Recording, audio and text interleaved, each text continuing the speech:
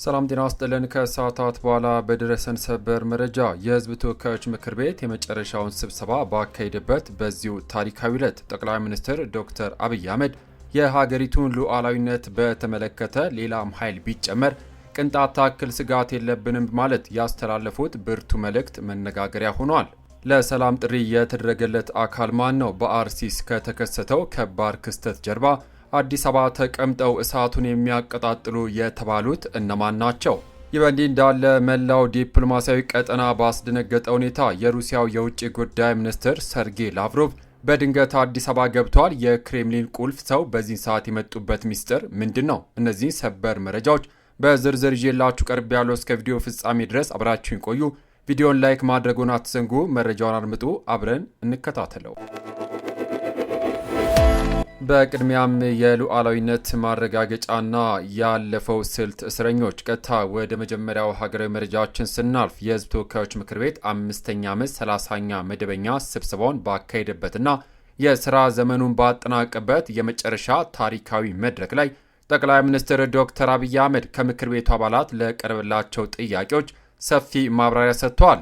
ጠቅላይ ሚኒስትሩ በንግግራቸው የአገሪቱን አንድነትና ሉዓላዊነት አደጋ ውስጥ የሚያስገባ ማንኛውም አይነት የውጭም ሆነ የውስጥ ፈተና ቢመጣ የመከላከል ብቃት ያለው ጠንካራ ቁመና እየተገነባ መሆኑን አረጋግጠዋል። ጠቅላይ ሚኒስትሩ የደርግ መንግስት በወደቀበት ስሌት አሁን ያለው መንግስታቸውን ለመጣል የሚያስቡ ኃይሎች በሀገሪቱ ላይ ምንም አይነት ስጋት እንደማያሳድሩ ገልጸው አሰላለፋቸው ፍሬ ከርስኪ ምኞት ሲሉም ጠርተውታል። አብይ አህመድ ሲናገሩ ሰዎች ባረጀ ባፈጀ ስልት ድሮ በሰራ ስልት አሁን ለመጠቀም መሞከር ጠቃሚ አይደለም ካሉም በኋላ ለዚህም የሰጡት ምክንያት ራሱን በድሎ የሚዋጋ ኃይል የለም የሚል ነው። ጊዜው ሙሉ በሙሉ መቀየሩን የገለጹት ጠቅላይ ሚኒስትሩ ሀብት እያፈራ ሀብትን እያጣጣም ራስን ደግሞ ለመስዋዕትነት ማዘጋጀት አብሮ አይሄድም፣ አልፎበታል፣ ይህ ምኞት አይጠቅምም ብለዋል። በመቀጠልም የሀገሪቱን ጽናት ሲያረጋግጡ እንኳን ሻቢያ ወያኔና ሱዳን ሌላም ቢጨመር የኢትዮጵያ ሉዓላዊነት ቅንጣት ታክል ስጋት የለውም ሲሉ በቁርጠኝነት ተናግረዋል። በመቀጠል የትግራይ ቀውስ ህወሓትና የመጥረቢያው ፖለቲካ ጠቅላይ ሚኒስትሩ በትግራይ ክልል ዙሪያ ያለውን ወቅታዊ ቀውስ በማንሳት ሁኔታውን የመጥረቢያ ፖለቲካ ሰለባ ሲሉ ገልጸውታል። ህወሓት የውጭ ኃይሎችን ተልዕኮ እያስፈጸመ ያለ የራሱ ዓላማ የሌለው መጥረቢያ ነው ሲሉ የከሰሱት ጠቅላይ ሚኒስትሩ ኢትዮጵያ የሰላሟ መደፍረስ ምንጭ የት እንደሆነ ስለምታውቅ ከምንጩ የሚነሳው ማንኛውም ትንኮሳ መከላከል የሚችል ቁመና በመፍጠር ላይ የምትገኝ መሆኑን አስታውቋል። በትግራይ ክልል ውስጥ እንደገና ግጭት እንዲፈነዳ ሰፊ ፍላጎት ያላቸው አካላት እንዳሉ የጠቆሙት አብይ መንግስታቸው ግን እምቢ ማለቱና ምክንያቱም ነገሩ ምንም አይነት ትርፍ ስለሌለው መሆኑን ገልጸዋል። ህወሓት 50 ዓመት የቆየ አንጋፋ ፓርቲ ሆኖ ሳለ አሁንም ወጣቱን ማመን አለመቻሉን በጥልቅ የነቀፉት ጠቅላይ ሚኒስትሩ ድልና ህወሓት አራምባና ቆቦ ናቸው ሲሉ አጣጥለዋል። አሁን ላይ ያለው የአዲስ ትውልድ አስተሳሰብና አቅጣጫ አለመቀበል የትም እንደማያደርስ ጠቅሰው እንደ ባህር ዳር፣ ጎንደርና አርባ ምንጭ ያሉ ከተሞችን በማንሳት የኮሪደር ልማትን በመቀለ ማየት ነው ምኞታችን፣ ከዛ ውጪ ያለው አንፈልግም ብሏል። የፕሪቶሪያ ስምምነትን በተመለከተ አሸናፊና ተሸናፊ እኩል ቁጭ ብለው የተደራደሩበት ነው በማለትም አብራርቷል።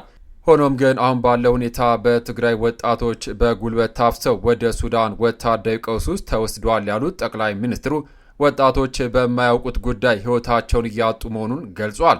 በትግራይ ህዝብና በኢትዮጵያን ላይ የሚስተዋለው አለመረጋጋት የመጥረቢያ ፖለቲካ ሰለባ ነው ሲሉ የገለጹት አብይ የትግራይ ህዝብ በክልሉ ካለው ሁኔታ አንጻር በደሴ በጎንደርና በባህር ዳር በሰላም ወጥቶ መግባት እንደሚችል ገልጸው ይህንኑ ንጽጽር ለአማራና ለኦሮሚያ ክልል ተወላጆች በመጥቀስ ዜጎች በገዛ ቀያቸው የታመሱ መሆናቸውና ከቀዬ ሸሽቶ መኖር የተሻለ ሰላም የሚሰጥ ደረጃ ላይ መድረሱን በቁጭት አብራርተዋል። ጠቅላይ ሚኒስትሩ በምክር ቤቱ አባላት ከተነሳላቸው ጥያቄ መካከል የአርሲው ጥቃትና የ22ቱ ተጠርጣሪዎች በቁጥጥር ስር መዋል ይገኝበታል። በምክር ቤቱ አባላት በአገሪቱ የሚስተዋሉ ግጭቶችና ሰላም ማጣትን በተመለከተ ለቀረበላቸው ጥያቄ ጠቅላይ ሚኒስትሩ ሲመልሱ ታፍነው የቆዩ ችግሮች በማህበራዊ ሚዲያ መስፋፋት ምክንያት እንደጨመረም ጠቅሷል። ነገር ግን አሁን ላይ በህዝብና ህዝብ እንዲሁም በሃይማኖትና ሃይማኖት መካከል የሚስተዋለው ግጭት እንደቀነሰና ግጭቶች በብሔር መካከል መሆናቸውን ተናግሯል። በድርድር ወደ ሰላም የተመለሱ እንዳሉ ሁሉ የቀሩትም ይመለሳሉ ብለው እንደሚያምኑ ገልጸዋል። በተለይም በአርሲ ስለተፈጸመው አሳዛኝ ጥቃት ማብራሪያ የሰጡት ጠቅላይ ሚኒስትሩ ኢትዮጵያ የሃይማኖት አገር ናት ካሉም በኋላ በአርሲ የተፈጸመው ጥቃት ግን ፍጹም ሃይማኖታዊ ገጽታ እንደሌለው አስረግጠው ተናግረዋል። ጥቃቱ በሃይማኖትና በብሔር ጥላ ስር እየወደቀ የመጣ የተለያዩ ፍላጎቶች ውጤት መሆኑን አመልክተው አዲስ አበባ ተቀምጠው ቤንዚን እያርከፈከፉ እሳቱን ያቀጣጥላሉ ሲሉ ጥቃቱን ከጀርባ ሆነው የሚመሩ አካላትን ከሰዋል። ይህ በሃይማኖት ተቋማት ውስጥ ቦምብና ክላሽ ስንይዝ ነበር የተባልነው ሴራ ማክሸፋቸውን የገለጹት ጠቅላይ ሚኒስትሩ ያቃታቸው ኃይሎች ምርጫውን ለማደናቀፍ በማሰብ ህዝቡን ሊያጠቁ አርሲ ውስጥ ወደሚገኝ አንድ መንደር መሄዳቸውን ተናግረዋል። እዚያም ህዝብ የሚያጠቃና የሚከላከል ኃይል መጋጠሙን ጠቅሰው በጥቃቱ 11 ሰዎች መሞታቸው፣ 8ቱ የንጹሐን ህይወት ለመጠበቅ ሲሉ የገዛ ህይወታቸውን የገበሩ የሀገር ውስጥ ሚሊሻዎች መሆናቸውን ገልጿል። ክስተቱ የሃይማኖት መልክ ለመስጠት ታስቦ የነበረ ቢሆንም በጥቃቱ ሙስሊሞችን ጭምር ህይወታቸው ማለፉና በአሁን ሰዓት ከጉዳዩ ጋር በተያያዘ 22 ተጠርጣሪዎች በቁጥጥር ስር ውለው ጥብቅ ምርመራ እየተደረገባቸው መሆኑን ይፋ አድርገዋል። በመቀጠል የሰባተኛው ምርጫ ስኬት 15% ወንበሮችና የሰላም ጥሪ። ጠቅላይ ሚኒስትር አብይ አህመድ ሰባተኛው ጠቅላላ ምርጫ ታይቶ የማይታወቅ በሚል አሞካሽተውታል። ምርጫው ኢላማ ሆኖ የነበረ ቢሆንም ህዝቡ ግን ጥይት ሳይፈራ ወጥቶ ድምፅ መስጠቱን ገልጿል። በዘንድሮ ምርጫ ፓርቲያቸው ብልጽግና ከ90 በመቶ በላይ ድምፅ አግኝቶ ያሸነፈ ቢሆንም ተፎካካሪ ፓርቲዎች ተጭበረበረ ወይም መንግስት በኃይል ወሰደ በማይሉበት ሁኔታ ብቻቸውን ተወዳድረው እንዲያሸንፉ በማሰብ 1 ሚሊዮን ጥረት ተደርጎ ገዢው ፓርቲ 15 በመቶ የሚሆን የምክር ቤት ወንበሮችን በፈቃደኝነት መልቀቁን አስታውቀዋል። ይህንን በ85 በመቶ ወንበሮች ብቻ የመወዳደር ውሳኔ ለዲሞክራሲ ቀናኢነት ሲባል የተደረገ ወጣ ያለ ውሳኔ እንደሆነ ገልጸው በፓርላማው 15 በመቶ አልወዳደርም የሚል ፓርቲ በድፍን አፍሪካ መኖሩን እጠራጠራለሁ ብሏል። በፓርላማ ውስጥ ብዙ ድምጾች እንዲገቡና ብዙ ሰዎች እንዲሳተፉ ፍላጎት እንደነበረ የገለጹት ጠቅላይ ሚኒስትሩ የብልጽግና ፓርቲ አባላት በዚህ ውሳኔ ሊኮሩ እንደሚገባም ተናግረዋል። አያይዞም የኦሮሞ ነጻነት ግንባር ኦነግን በማንሳት የህዝብ የትግል ሚና እንደማይካር ነገር ግን አሁን ያለው ሁኔታ ፍጹም የተለየ መሆኑን ገልጸው ገዢው ፓርቲ ከሁለት የስልጣን ዘመን በላይ እንዳይቆይ ማድረግን በግል እንደሚያምኑበትና እንደሚደግፉት አክለዋል።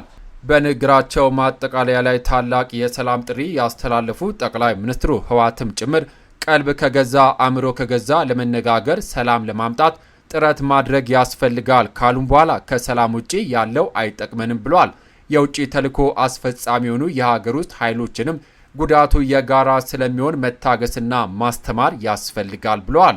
በቀጣይ ዓመት በሚቋቋመው አዲስ ምክር ቤት ውስጥ የማይኖሩትን የህዝብ እንደራሴዎች ባለፉት 5 ዓመታት ላበረከቱት አስተዋጽኦ ታላቅ ምስጋና ያቀረቡም ሲሆን የብልጽግና አባል የሆኑትንም ያልሆኑትንም በተለይ የተፎካካሪ ፓርቲ አባላትን ብርቱ ሰዎች ሀሳባቸውን ለመግለጽ የደፈራችሁ፣ በሰላማዊ መንገድ ለመታገል የሞከራችሁ ጀግኖች ናችሁ ማለት አሞካሽቷቸዋል። በቀጣይ ዓመት መስከረም ማብቂያ ላይ አዲስ ምክር ቤት ስራው እንደሚጀምር ጠቅላይ ሚኒስትሩ አስታውቀዋል። በመጨረሻም የኢትዮጵያ የውጭ ፖሊሲ መመሪያና የሰርጌይ ላቭሮቭ ድንገት መግባት ጠቅላይ ሚኒስትሩ የውጭ ሀገር ግንኙነትን በተመለከተ ኢትዮጵያ የምትከተለው መርህ መቋቋም፣ መጠቀም፣ መገራት መሆኑን በይፋ አውጇል። የሀገሪቱን የውሳኔ ሉዓላዊነት ማስጠበቅ ዋነኛው ግባቸው እንደሆነ የተናገሩት አብይ መቋቋም ማለት ጠንካራ አገርና ተቋም መፍጠር መሆኑን፣ መጠቀም ማለት ፈተናን ወደ ድል መቀየር መሆኑና መግራት ማለት ደግሞ በሰው አጀንዳ ከመገራት የራስን አጀንዳ ፈጥሮ ሌላውን በመግራት መርህ መመራት መሆኑን አብራርተዋል። በአንጻሩ ጠላት የሚከተለው መርህ መካድ፣ መርሳትና ምኞት መሆኑን ገልጸው ይህ ኢትዮጵያ በቀላሉ እንደማትበገር መካድ፣ የኢትዮጵያ የራሷን የመከላከል አቅም መርሳትና ያለፈ ስልት እስረኛ የመሆን ከንቱ ምኞት መሆኑን አስገንዝበዋል። ይህ በእንዲህ እንዳለ ይህ ታሪካዊ ሀገራዊ ክንውን ባለበት በዚሁ ልዩ ዕለት መላውን የዲፕሎማሲ ዓለም ትኩረት ወደ አዲስ አበባ የሳበ ሌላ ድንገተኛ ክስተት ተመዝግቧል። በአፍሪካ ሀገራት ጉብኝት በማድረግ ላይ የሚገኙት ታዋቂው የሩሲያ የውጭ ጉዳይ ሚኒስትር ሰርጌይ ላቭሮቭ በዛሬው ዕለት በድንገት አዲስ አበባ ገብቷል። በኢትዮጵያ የሩሲያ አምባሳደር ይፋ ባደረገው መግለጫ መሰረት ሚኒስትሩ ይህን ያደረጉት ታላቅ የአፍሪካ ጉብኝት መነሻቸውን ኢትዮጵያ በማድረግ የመጀመሪያ ሀገር አድርገዋታል። በኢትዮጵያ የሩሲያ ኤምባሲ ይፋ ባደረገው መግለጫ መሰረት ሚኒስትሩ ያደረጉት ታላቅ የአፍሪካ ጉብኝት መነሻቸውን ኢትዮጵያ በማድረግ መጀመሪያ ሀገር አድርጓታል። የሩሲያ ከፍተኛ ዲፕሎማት ቦሌ ዓለም አቀፍ አውሮፕላን ማረፊያ በደረሱበት ወቅት የቀድሞ የኢትዮጵያ የውጭ ጉዳይ ሚኒስትር ቃል አቀባይ አምባሳደር መለስ ዓለም በስፍራው ተገኝተው ለድንገቴው እንግዳ ታላቅ አቀባበል አድርገውላቸዋል። የሰርጌይ ላቭሮቭ በዚህ ወሳኝ ወቅት ድንገት አዲስ አበባ መግባት በቀጣይ በሁለቱ ሀገራት ስልታዊ ትብብርና በቀጠናዊ ጉዳዮች ላይ ዙሪያ ትልቅ ሚስጥር ይኖራል ተብሎ በሰፊው እየተገመተም ይገኛል። ክቡራትና ክቡራን የተከበራችሁ የዩቲዩብ ቻናል ቤተሰቦች ጠቅላይ ሚኒስትር ዶክተር አብይ አህመድ በሕዝብ ተወካዮች ምክር ቤት መዝጊያ ላይ ያስተላለፏቸው እጅግ ታላቅ ሀገራዊ መልእክቶች የአርሲው ምርመራ ዝርዝርና የሩሲያ ከፍተኛ ዲፕሎማት ሰርጌይ ላቭሮቭ ድንገት አዲስ አበባ መግባት፣ የሩሲያው ሚኒስትር ወደ ኢትዮጵያ ድንገት መምጣት በቀጣዮቹ ቀናት ምን አይነት አዲስ ዲፕሎማሲ ሚዛን እንደሚፈጥር በቅርበት እየተከታተልን በፍጥነት ዘንላችሁ የምንመለስ ይሆናል። መረጃው ጠቃሚ ሆኖ ካገኛችሁት ቪዲዮን ላይክ በማድረግ ሌሎችም እንዲደርስ ሼር ማድረጋችሁን አትርሱ። አዳዲስ እና ሰበር መረጃዎች በፍጥነት እንዲደርሷችሁ ደግሞ የዩቲዩብ ቻናላችንን ሰብስክራይብ ማድረግ የደውል ምልክቷን መጫን ቤተሰብ ይሁኑ። ከሰዓታት በኋላ ከሀገር ውስጥና ከውጭ በሚሰሙ ሰበር አዳዲስ መረጃ እስከምንገናኝ ሰላም ለሀገራችን፣ ሰላም ለመላው ዓለም ይሁን። በያለንበት የዓለም ዳርቻ ቸር እንቆይ።